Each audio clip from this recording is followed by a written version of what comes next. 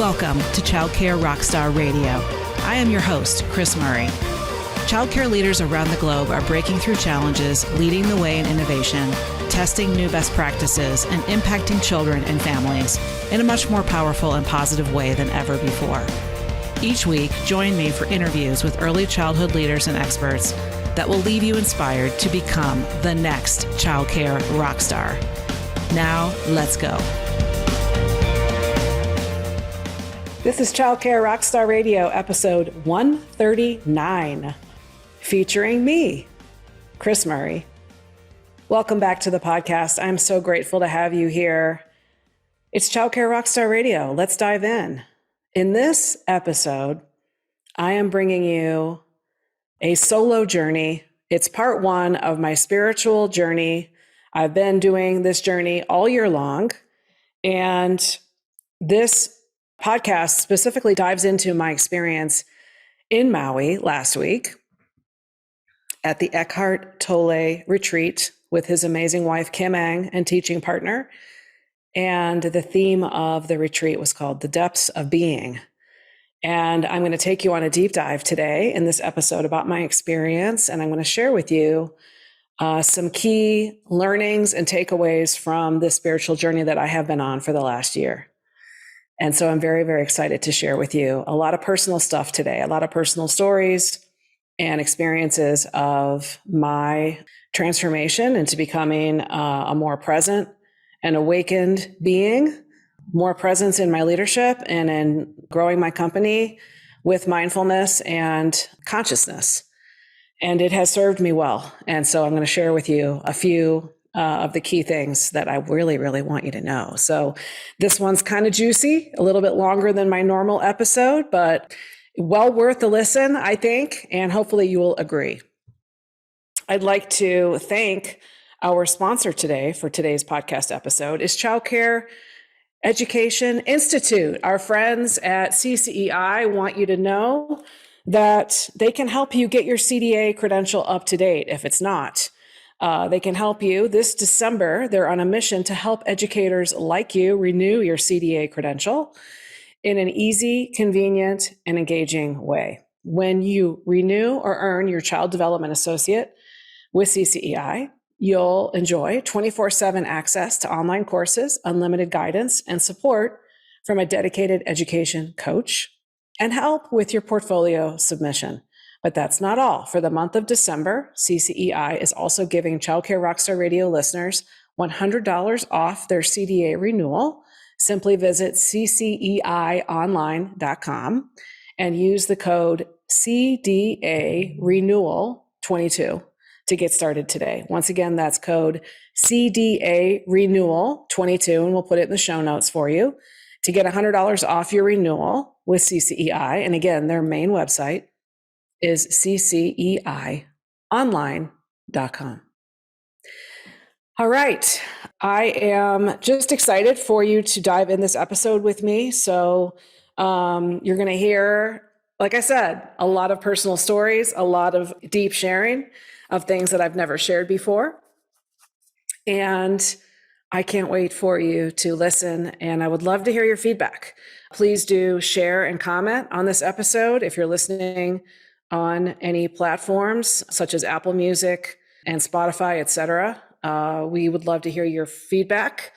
And if you are watching it on YouTube, if you don't know, there is a visual version of this podcast along with the video of me talking away to you. And that can be found at our YouTube channel. Also, you can go to childcaresuccess.com and click on podcasts, and you'll see all the podcast episodes there for you to be able to listen to or watch. So enjoy that and enjoy this episode, part one of my spiritual journey here at Childcare Rockstar Radio. Enjoy.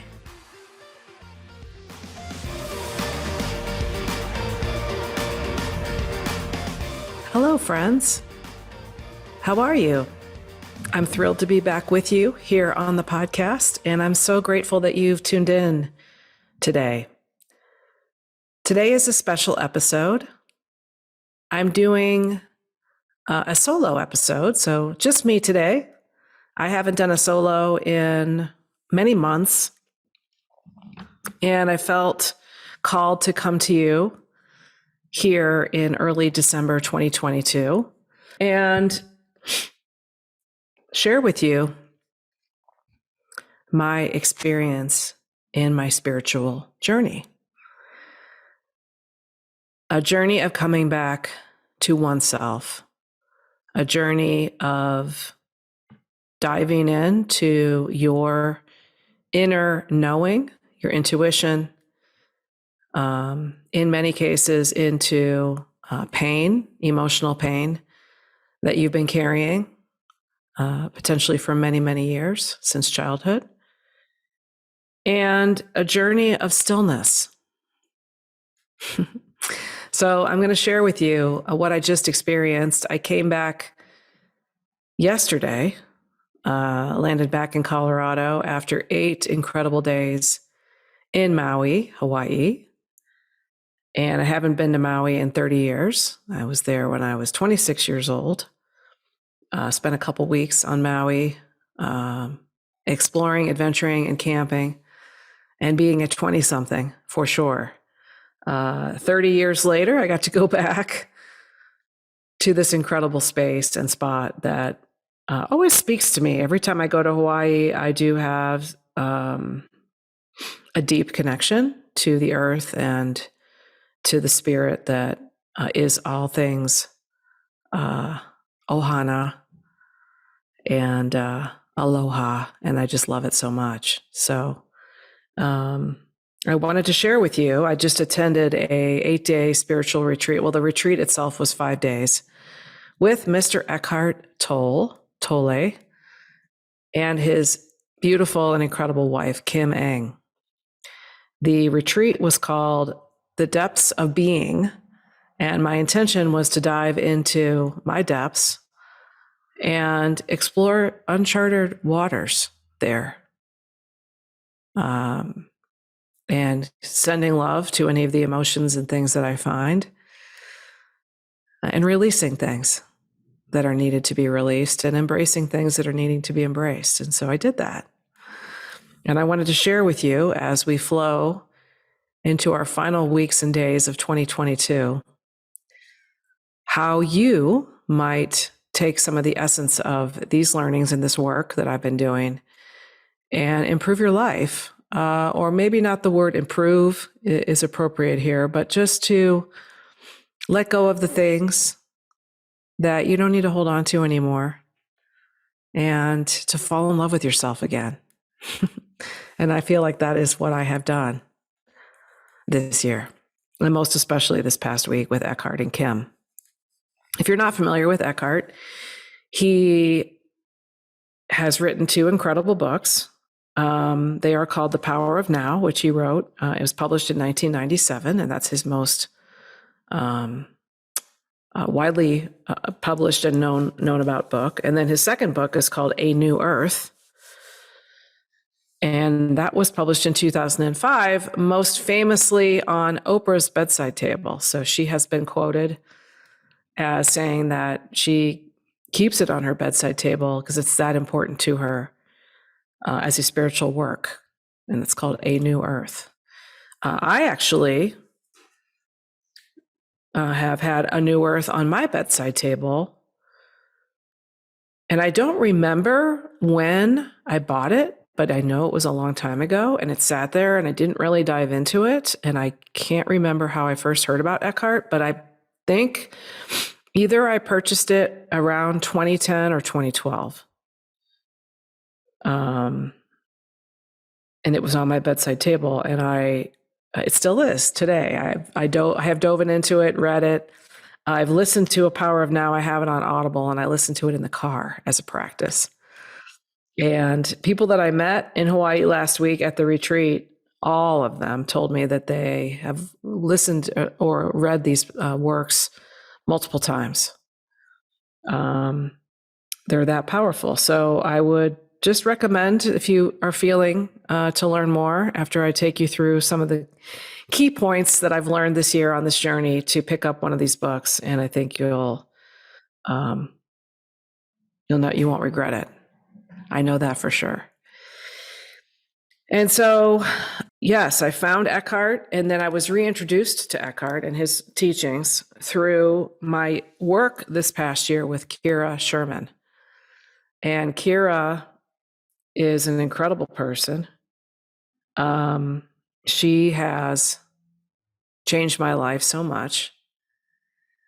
And she's introduced me to key concepts that are also taught by Eckhart.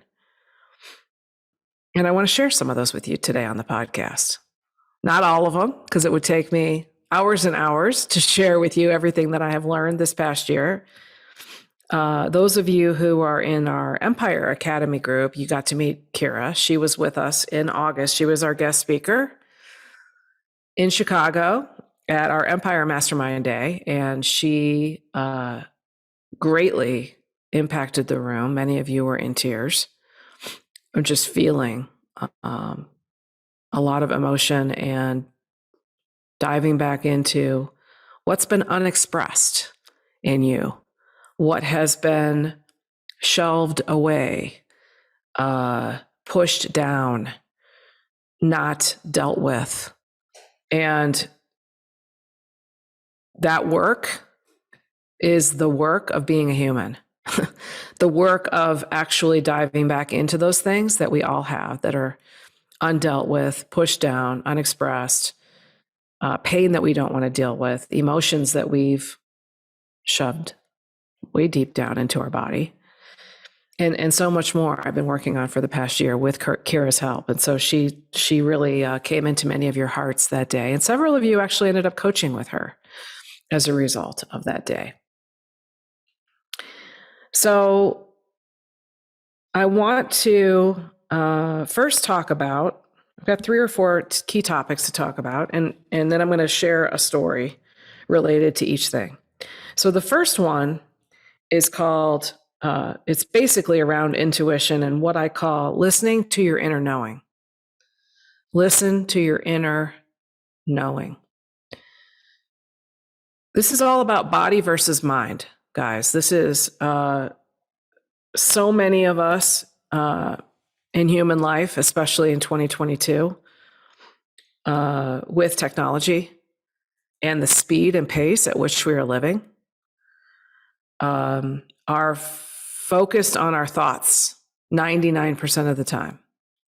Very rarely do we take the time to step out of our head and dive back into our inner knowing. The inner knowing for me lies in my gut and in my heart. There's other places in my body as well, but my stomach and my heart are the two that feel most deeply in terms of intuition and inner knowing.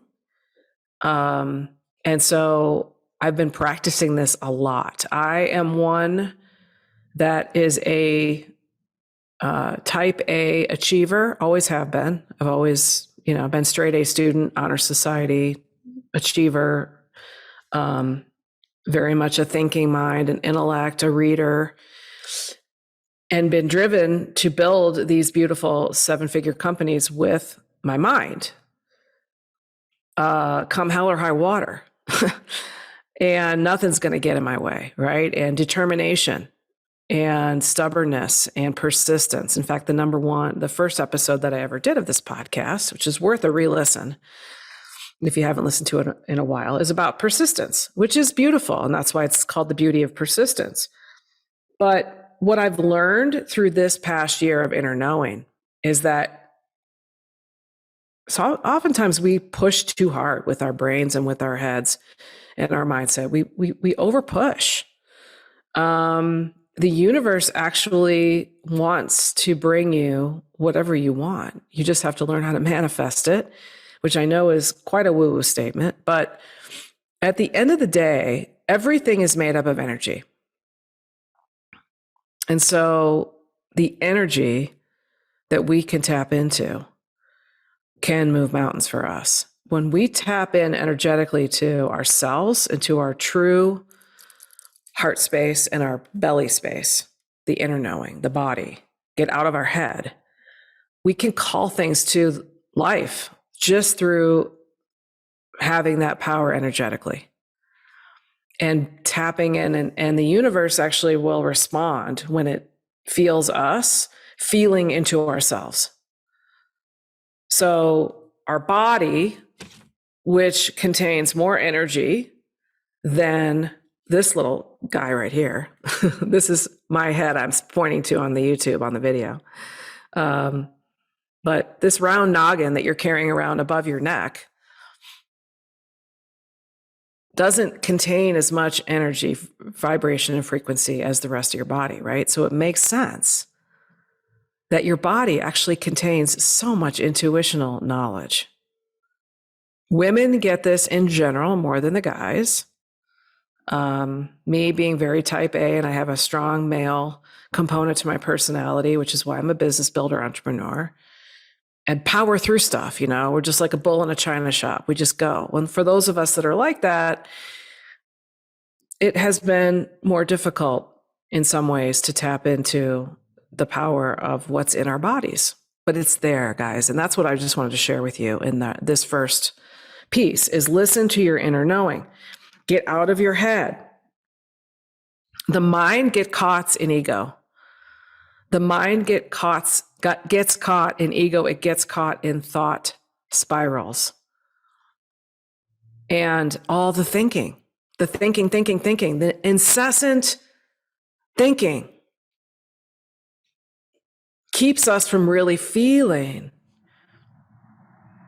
where we're supposed to go, what shift we're supposed to make, what decision is in front of us. And instead of going into the brain and going pros and cons, I'm trying to decide and processing all the things around this decision, the best thing to do that I've learned, that I am now practicing and doing, is to quiet the mind and come into a place of stillness. Make space and breathe. Breathe into it and make space. And then dive into how are you feeling, your body? What is your mind? What is your heart telling you? What is your gut telling you? And finding the path through the energy inside your body. So those are some tips about and how I feel about inner knowing. One thing that Eckhart said is very profound, which is that we as humans, especially again, in this age that we live in, which is busier than ever, crazier than ever in many ways, is we're always doing. We have these incessant to-do lists. Doing. We barely take a breath in between the thing on our to-do list and getting it done. Check. Do you take a breath in between that and the next thing? Do you go for a walk? Do you do a little meditation? Do you have a nice meal? No, there's no time. I have so much to do.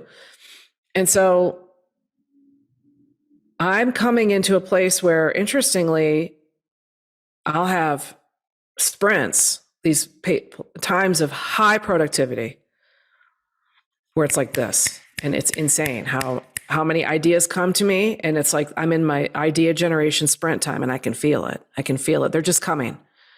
All these ideas coming, and I'm like, oh my God. And I literally write them all down and delegate 85% of them to my team. And then I'll do the remaining 15% that I have to do, that only can be done by me. And then I take a break. And then maybe I'll plan some outside time, a walk with no podcasts. I'm not going to listen to a podcast while I'm walking. I'm going to just have quiet time. So if you start living in that way where you have planned quiet time, whether it's meditation or recreation that's quiet, or a quiet bike ride or a treadmill walk, but just feeling and trying to keep your mind quiet, a still mind, you can re-energize your body so much faster. And you'll go from being tired and depleted in your typical day to being energized. So those are some thoughts around listening to your inner knowing. I wanted to share a story around that. So I didn't get to the profound part. The profound part is the quote, "Are you a human doing or are you a human being?" And we are all human beings, and that's why we're called human beings. So maybe write that one down to remind yourself. Your purpose is just to be here and be. It's not to do until you're utterly freaking exhausted. So be a human being, not a human doing. With regard to listening to your inner knowing, a quick story about my intuition. And I know you guys all have these. There are times that you know for sure that you went against your intuition and what your gut was telling you, and you paid for it. I can tell you right now, every time you go against your gut and what your belly or your body is telling you to do, oops, sorry, I hit the screen there, you'll pay for it in time, money, or emotional pain. My story about that is back in 2013. I went to Steamboat Springs to meet with my friend Chuck and his business partner, one of the guys that he knew from the childcare and more so the after-school industry, karate schools, gyms, and dance studios. And this gentleman was a coach for those, a business trainer for those types of after-school type programs, enrichment programs for older kids. And we had a little retreat, a business retreat in Steamboat Springs, and we created, and many of you guys will remember this from the early days if you've been with me for a while, we created a new association that we were going to roll out. We were going to partner, and we were going to sell memberships and provide a huge full-scale back-end members area for a new entity called the Childcare Business and Technology Association. Or maybe it was Institute, CCBTA, I think it was, Childcare Business and Technology Association. Talk about a mouthful. And the CCBTA, so we went out and bought and got a logo created, and we got a website, and we got a Facebook group. We still might have a Facebook group for it, CCBTA. And we were going to launch this joint venture partnership for the three of us. And the entire time, I'm sitting in that, we were in just a living room with a executive table, like an executive style table. We were sitting at the table, and my gut was firing so badly. It was like, no, do not do this, do not do this, do not do this. And I did not listen. And I shoved that thing down. And it just never launched. We put it out there, we created some things, but it was one of those doomed partnerships right from the beginning, because we just weren't aligned. It was nobody's fault. We just weren't aligned. And I completely ignored my gut, ignored my inner knowing, and I paid for it because it was a big waste of time. A little bit of money, mostly time, was wasted. And so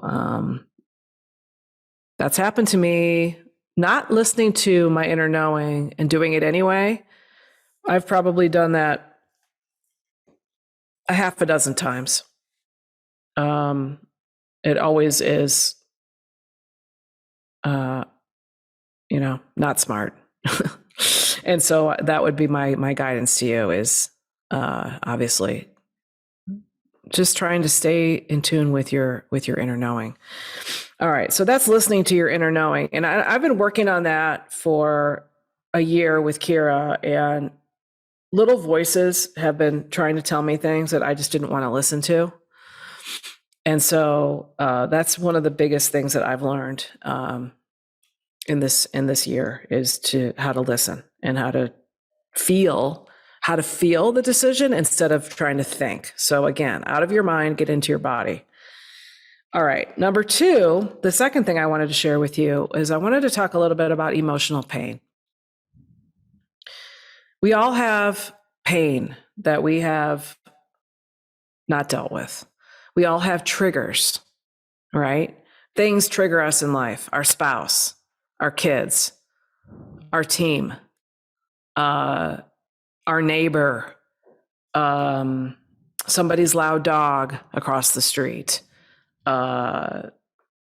whatever it is, traffic. And these triggers cause stress, and they cause you to actually have a less happy life. Big picture, the more that you let these little triggers build and cause you emotional stress and pain, the less happier you're going to be. And guess what? The less happier that the people around you are going to be. So this journey is also a journey of being aware of our emotional triggers, what Eckhart Tolle calls your pain body. And so he talks about every human has a pain body. It's another living, breathing energy inside of your body, and it's just labeled a pain body. And some of us have bigger pain bodies than others. The way to heal your pain body is it takes multiple sessions and deep work with yourself, identifying the source of the pain and diving into it and welcoming it and having an intense awareness of it, communicating to your partner when you're getting triggered and when your pain body is happening. Kim Eng is married to Eckhart, and she calls it a pain body attack, which is kind of cool because it objectifies it. Basically, it demystifies and takes the power out of the pain. By calling it a pain body attack, you're essentially saying, something's triggering me. I'm having, pain's coming up. I'm feeling tears well up in my eyes, or I'm feeling extremely angry. And why is that happening? And so you're diving into what you need to do to start working on your pain body and trying to work on healing this unresolved pain is to dive into it and notice and question the source of the pain body.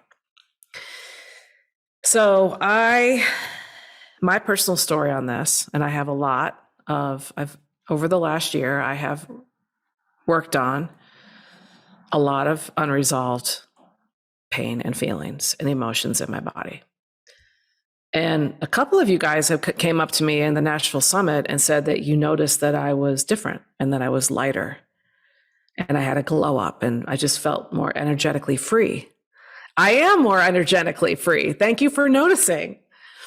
I've worked my ass off trying to get free of my pain body. And I've accomplished a lot of it. There's still always work to do. But one of the things that caused me a lot of pain, and I feel okay talking about it because God rest his soul. This one's up in heaven. He's not on the earth anymore. But my dad, consciously or unconsciously, I think it was unconsciously, picked on me when I was a kid and said things to me that made me feel unloved, made me feel ugly, made me feel bad, made me feel the deepest of deep emotions. You got to keep diving down. So the practice is you keep diving into how does that make you feel? And now how does it make you feel? How does it make you feel? So you have to peel back the layers in this work. But at the bottom is made me feel worthless. And again, I think it was unconscious. I think it's the way he was raised too, which is that you could show love to your children by picking on them and trying to help them be a better version of themselves. So I'm very conscious with my daughter in particular not to do this, with both of my kids, but especially my daughter, because I think girls are maybe more sensitive to this than boys are. But it's also society's opinion of what is beauty, you know? And so from a male standpoint, my dad would be like, well, you know, you should probably watch what you're eating there. You don't want to get too fat, or something about my acne. It would always be something related to my skin, my acne. And so I always felt like I wasn't pretty enough or skinny enough to please my father. Never shared this before, by the way, except with Kira. And so that's some pretty deep crap to dive into, to feel that sense of worthlessness and understand where triggers happen for me, triggers related to food, triggers related to body image, the desire to be seen as beautiful, and feeling worthless in some cases about lovability, wanting to feel lovable. And so I've been doing a lot of work on this, you guys, and released a lot of it. And I've really fallen in love with myself again, or maybe for the first time. And maybe that's what's showing up on stage, is that I feel, and in coaching, you guys, I'm a much better coach because I've gone through this work. And so I will invite you to dive into your emotional pain. Notice. It's just a practice of noticing and making space. Notice when your pain body comes up. Notice what your triggers are. When you feel it, take a breath and put your awareness on it. Put your awareness on it. What are you feeling? Keep a journal with you. Write it down in your journal. And when you get home in the evening, or when you wake up in the morning, wake up a little early and do some journaling and some meditating on this, and dive in and think about what could be causing your pain body. What are the triggers that are causing you pain, and where do they stem from? What is the early conditioning that caused these things? And get as specific as you can as possible, and keep diving into the feeling until you hit the core. So that's the practice. That's pain. And people will play roles for you. Pain will show up. People will do things to you. People will stab you in the back. People might, do things where you feel like a victim, or you feel taken advantage of, or you feel angry and pissed off. And how could she do that to me, or whatever? And so these people that are doing these things are simply playing roles for you. And that's a whole nother conversation about roles and how things will show up that are actually a reflection of you. But a good question to ask yourself when these things happen is, how could this possibly be supporting me?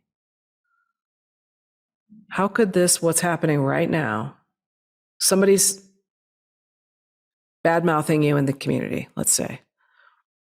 Interesting. So instead of just reacting, take it in, reflect. How could this be supporting me? What do I need to learn? Well, this is a reflection of me. They're playing a role for me. So what do I need to learn? Because this is happening. And am I attached to a specific outcome with regard to the situation? So we're going to talk about attachments here next. So that is the topic of pain body, how to work through pain, how to work through triggers, and diving into all the levels and releasing that pain, releasing that. So when I dove in and I peeled back those layers, you can do things like you can write a fictional letter. You can write a letter to the person that caused that pain, and then you can throw it away or choose to send it if you want. But for me, I wrote letters to people in my life. and then tore them up, or you can burn them.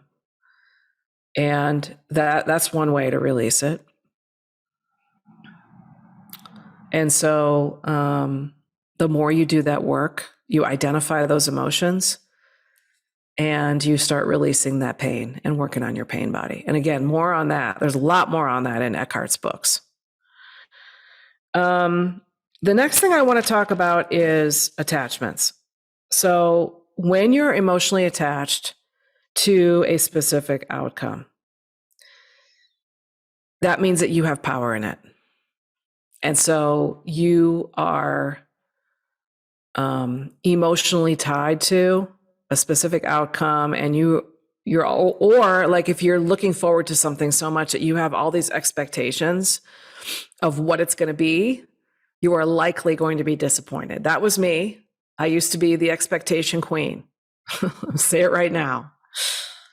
Whether it was, a special occasion, a vacation, getting together with girlfriends, just those big events in your life, it's very natural to have a ton of expectations around it. Well, now I just kind of don't think about it.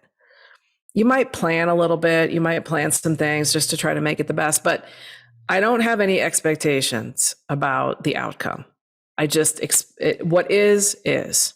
Eckhart calls it the isness.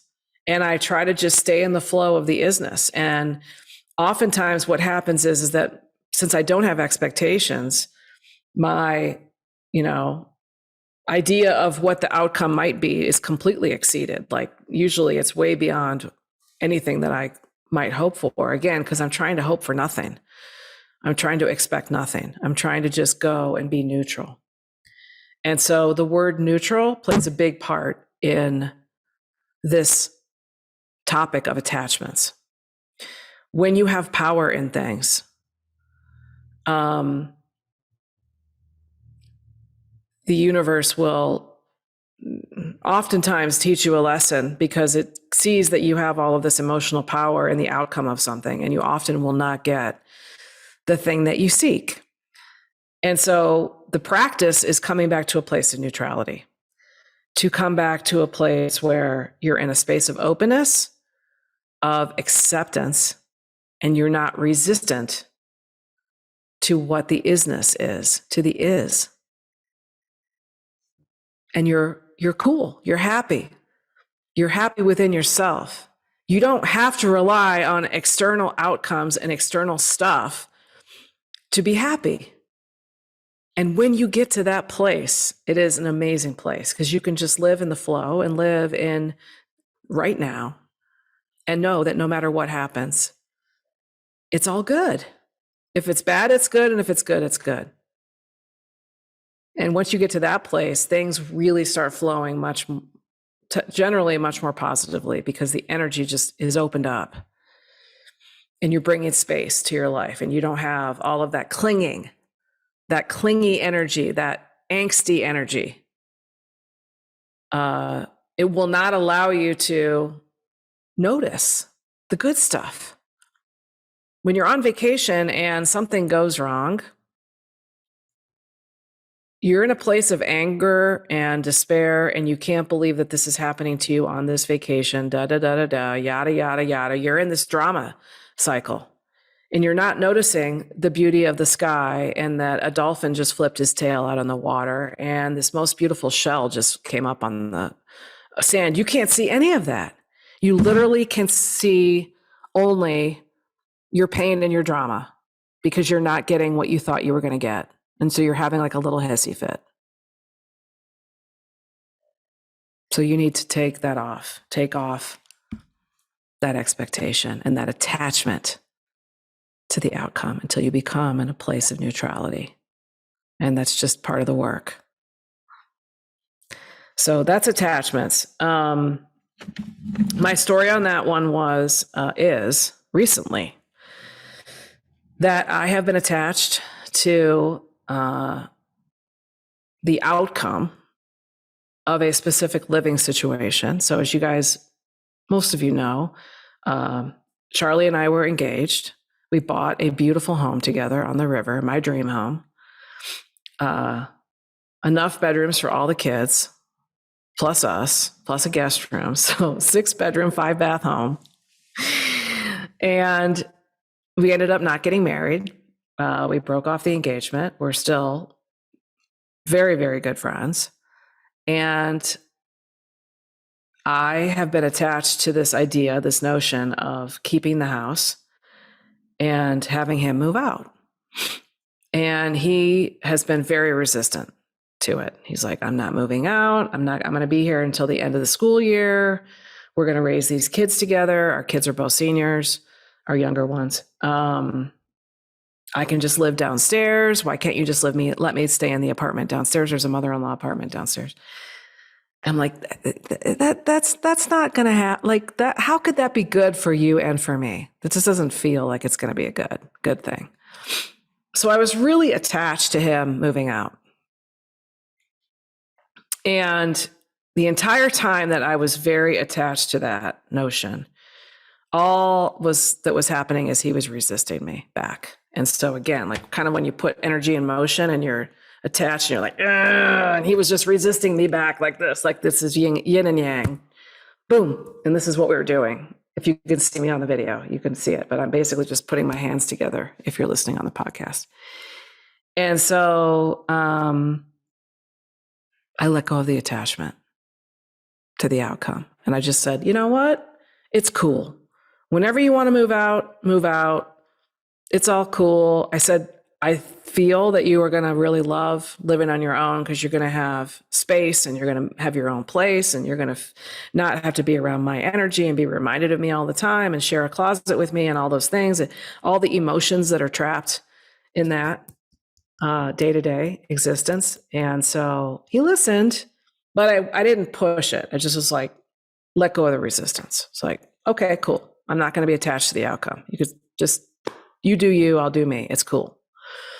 And lo and behold, last weekend he moved out. So he found a place, he went for it, and he moved all of his stuff out. And now he and his son are living in a cute rental house about 10 miles from me. So once you let go of your attachment to the thing, the resistance goes away and you get back to neutral. And energetically, things will completely shift for you, most likely. So that's my lesson and my story on attachments and expectations. So hopefully you can use that the next time you're being whipsawed by your expectations. Just remember, let it go, take a breath, smile, laugh at it. What can you do? You have to get back to accepting what is. Like Hal Elrod shared with us in Nashville, can't change it. First 3 words, can't change it. And so getting to a place of acceptance and flowing with the energy of the isness of it. And Hal is a great example of living that way. So my last thing that I want to share with you is about presence. And so Eckhart's main theme of the way he lives his life is he talks about presence more than anything. And there are 3 states that we can choose to live in. We can choose to live in the past, we can choose to live in the future, or we can choose to live in right now, in the present moment. And even this present moment that I'm speaking of right now, it's gone now. It's in the past. It happens that quickly. So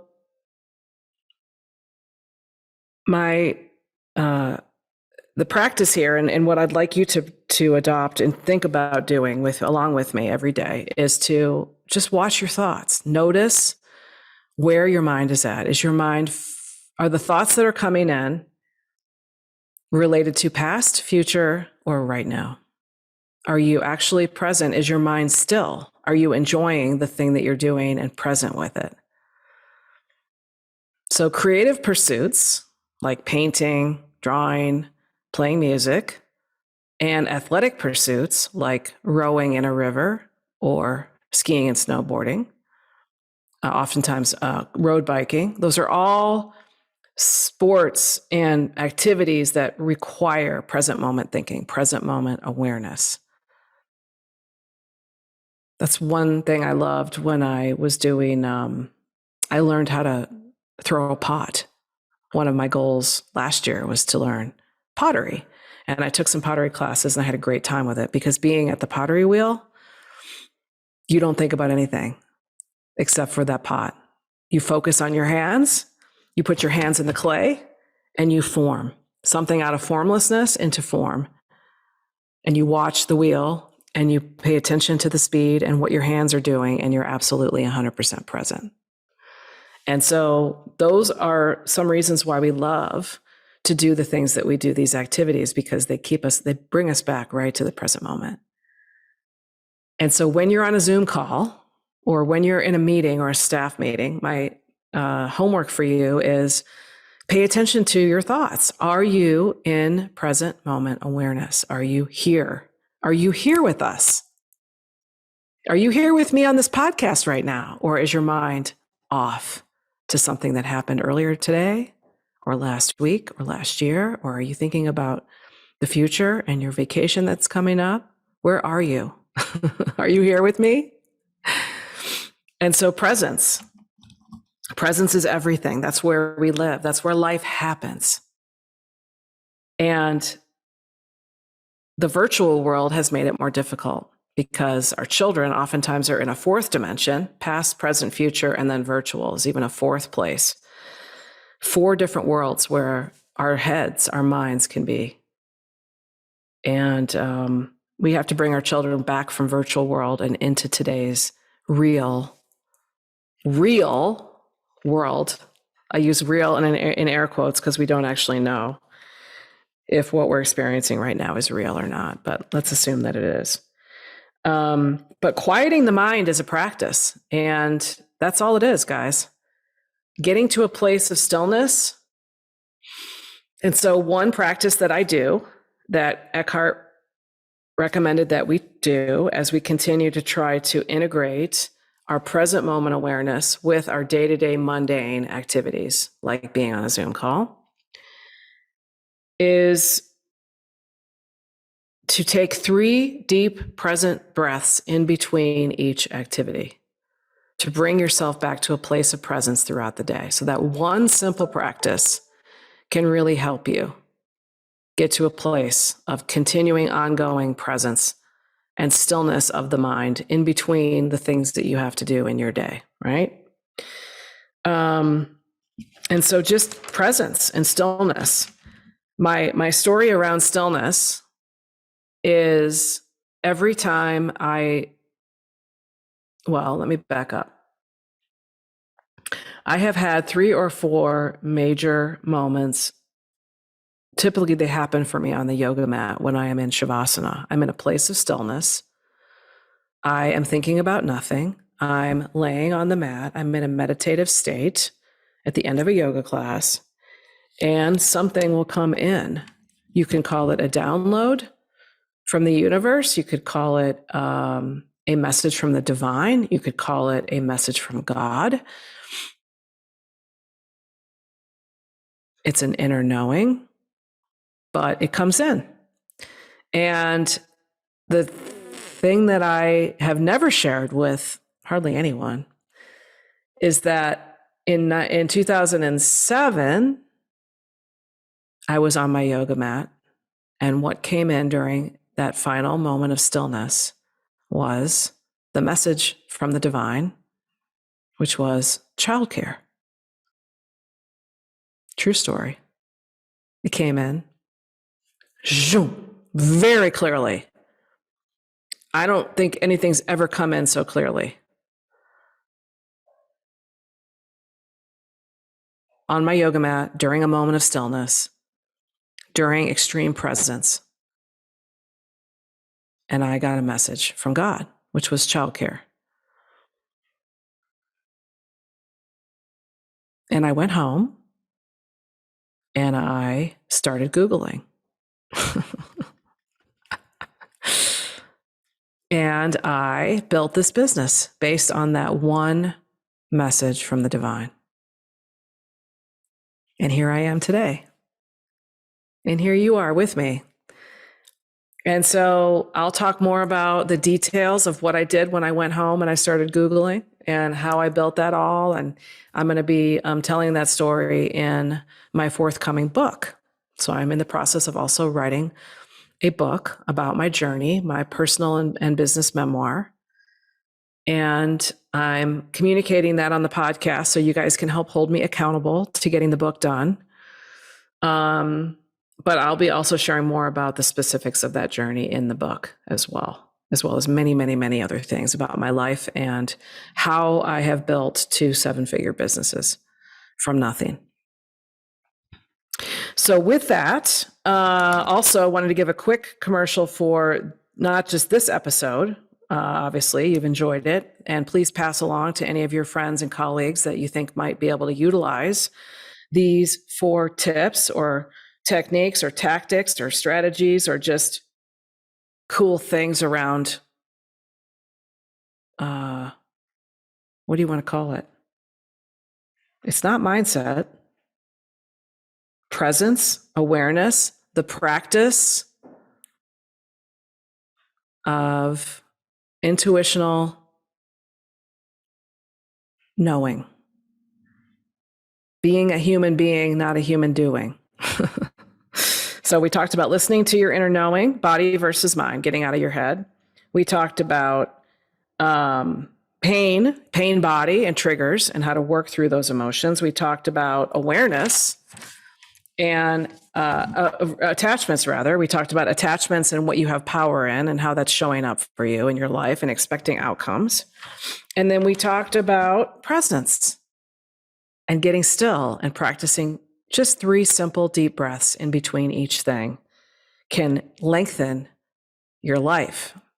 What I've noticed is that when I was in Hawaii doing this retreat, time seemed to completely stand still. Time lengthened. So yes, when you're on vacation and you're not in meetings and you're out of your regular life and you don't have all the things to do and shuttle the kids, all the things and make dinner, time can lengthen for you, for sure. But I also felt like because we were doing so much meditation, centered movement, and working on our stillness, that time lengthened. And sorry about the reflection on my screen there, by the way. It looks funky. That's like a ghostly shape that's come in to say hi on the podcast if you're watching this on YouTube. Ooh. So I hope that you've enjoyed this and gotten some things out of it. Written some things down. Take some notes. Reflect. December is a great month. It's my favorite month for reflection and gratitudes. And so I wanted to bring you reflections and gratitudes today on this journey that I have been on, this intuitional journey over the last year. And I want you to take what I've shared and start incorporating it into your daily life. Thank you so much for being with me on today's podcast.